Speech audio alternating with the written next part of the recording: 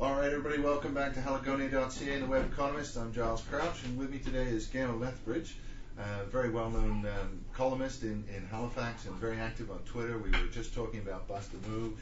And then during the break, we kind of chatted a little bit about some history with you really are a typist. Yeah. And the changes you're seeing in the industry. Tell me a little bit about what you've seen change since you first started out in the news industry.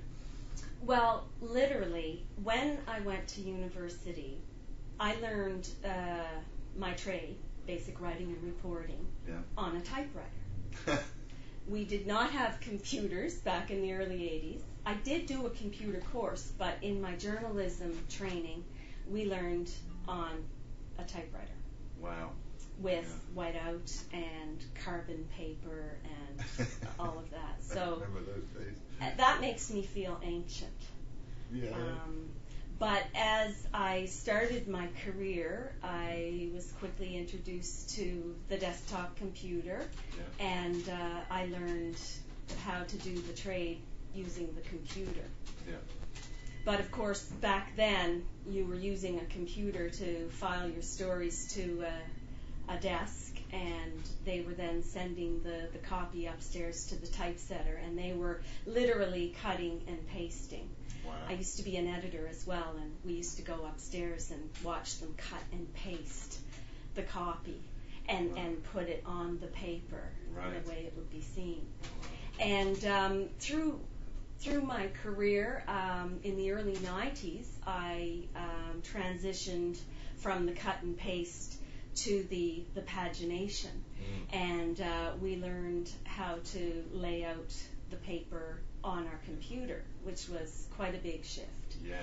And it was a bit of a challenge for me because I was working as an editor on the Mail Star, which used to be the afternoon newspaper. Yes, yeah.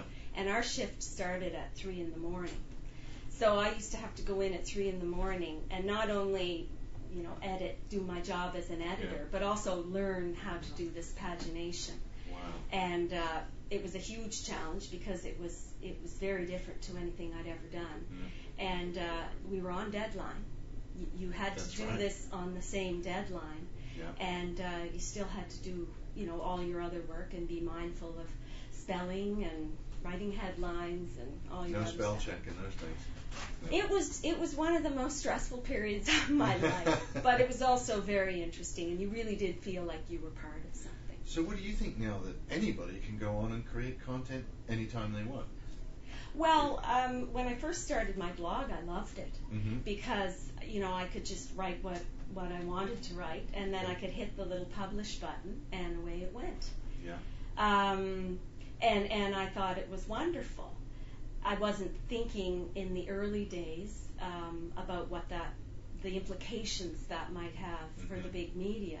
Yeah. But we've all seen that the online world and the online dissemination of information and news has had a huge impact on the old media, specifically the newspapers. Yeah. And things like Kijiji and eBay have absolutely destroyed the classified ad sections of newspapers. And that was a big income earner. That was huge. Yeah, I mean, I don't know the specifics, but I think it was somewhere around 20% of the advertising income.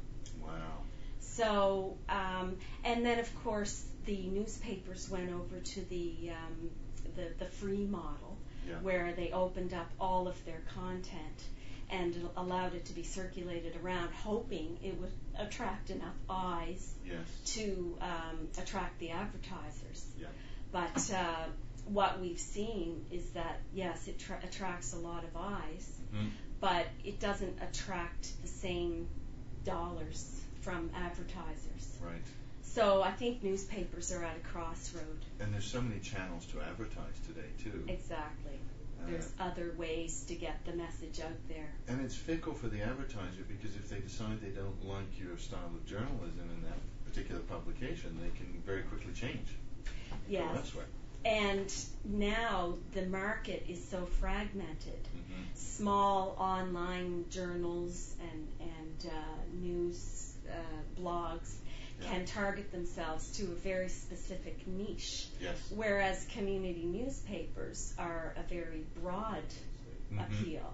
Yeah. And it's more difficult to understand who the specific reader is, although they do have metrics that tell them, who's reading what section.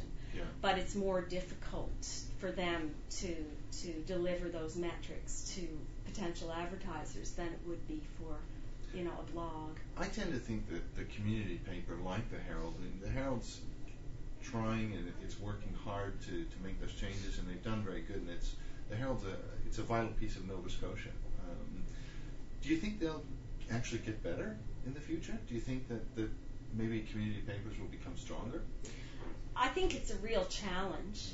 And I think that the role of the newspaper is critical in a democracy. Yes. The Herald has someone down at Province House full-time, someone at City Hall full-time. Right. And we have to know what those people are doing with our taxes, with, our school system, policy, and we're not going to find out if some volunteer blogger is just going down there whenever he or she feels like it. It's so true, and have no standards from which to write. And those standards will probably become, I think, even more critical in the future. Absolutely. And the stuff needs to go through checks, it needs to go through editors. It's credible. When it comes from a newspaper, it's credible. When it comes from a blog, you have to take it with a grain of salt. And there's do you think there's mistrust on the consumer, though, for traditional media? Do they sometimes feel that industrial media is being influenced? I think with the consolidation within media, there is a lot of mistrust. I think a lot of people think they're just big corporate conglomerates that are peddling the agenda of the corporate conglomerate. But here in Halifax, we don't have a corporate conglomerate. We have a family newspaper that goes back generations. Yeah. And they do have a real commitment to this province.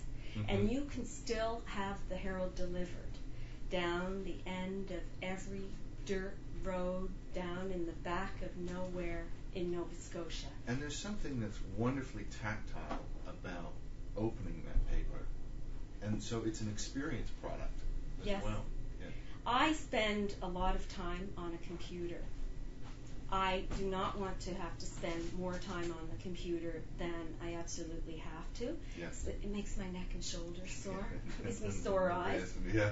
I like to sit down after supper with a cup of tea and the newspaper, and I like to flick through and see what's going on in my community, what are the letters to the editor saying, what are the columnists saying. I enjoy that experience. It's the time. But, I grew up with newspapers. I worked in them. That's my idiom. I like that. I don't know if that's the idiom of your average 28-year-old. Yeah, that's changing. It's definitely changing how we consume the media, and it's so fragmented how it changes. Yes. So we're just about the end of our time. Are we? I know. Time flies. I just, boom, and there it goes. So you're on Twitter as @GiftedTypist. Yes. Your blog is giftedtypist.com. It is. We can find you in the Herald on Fridays. Yes. And Bust a Move. And Bust a Move. Then you've got the Halifax Chicks. Is that the name of the team? That is the name of the team. Okay. Yeah. So, and there's a blog for that, which is bustamove.com or .ca. And if you do /GiftedTypist, you can get to my site, my Bust a Move site. Excellent. And all donations are still being accepted. And that's one of the best and most exciting little fundraisers. It's not little, it's a big fundraiser. That's a really exciting one. 6 hours at the 6-hour workout with Richard Simmons. Wow, and Zumba and all the rest of it. I'm in training now. Okay. Yeah, I'd need several years of training. Yeah. Gail, thanks very much for coming on. Thank you. Great to have you, and hopefully we'll have you back one day. So, hopefully. All right. Good. Thanks. You. Thanks very much, everybody, for watching the Weconomist on haligonia.ca, and we'll see you next week.